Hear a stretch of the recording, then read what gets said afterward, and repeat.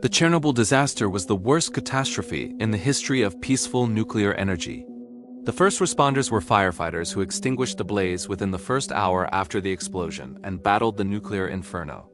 There were 28 of them who braved the intense heat of the flames and the deadly fumes from the reactor.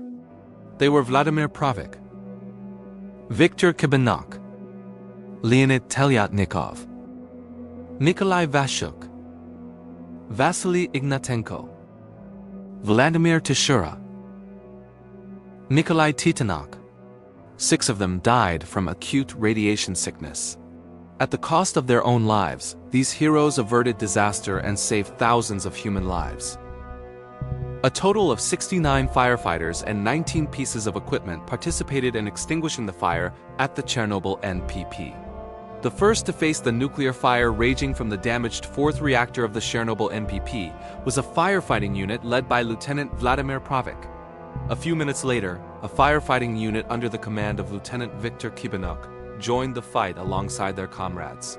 Within minutes, Major Leonid Telyatnikov, head of Fire Station No. 2 responsible for protecting the Chernobyl NPP, was already directing and personally participating in the firefighting efforts.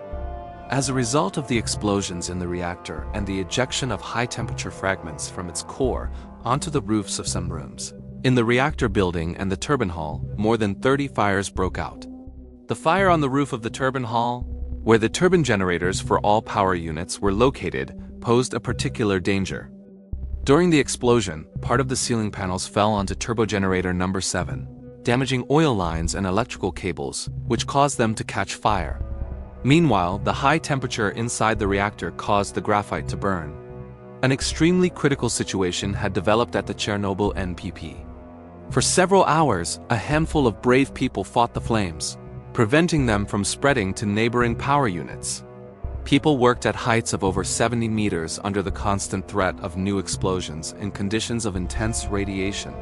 They had to reach the site via external fire escapes, choking on smoke. Fire trucks laboriously pumped water. The water being pumped emitted a glow of about 200 to 500 Roentgen. The heroic deeds of the Chernobyl firefighters inspired deep admiration and gratitude not only among the citizens of the Soviet Union, but also among people around the world. Firefighters from the city of Schenectady, New York, used their own money to create a memorial plaque in memory of those who engaged in a dramatic struggle against the raging atom. The inscription on that plaque reads, "Firefighter. He is often the first to arrive where danger arises." So it was in Chernobyl on April 26, 1986. We, the firefighters of Schenectady, New York, are in awe of the courage of our brothers in Chernobyl and deeply mourn the losses they suffered.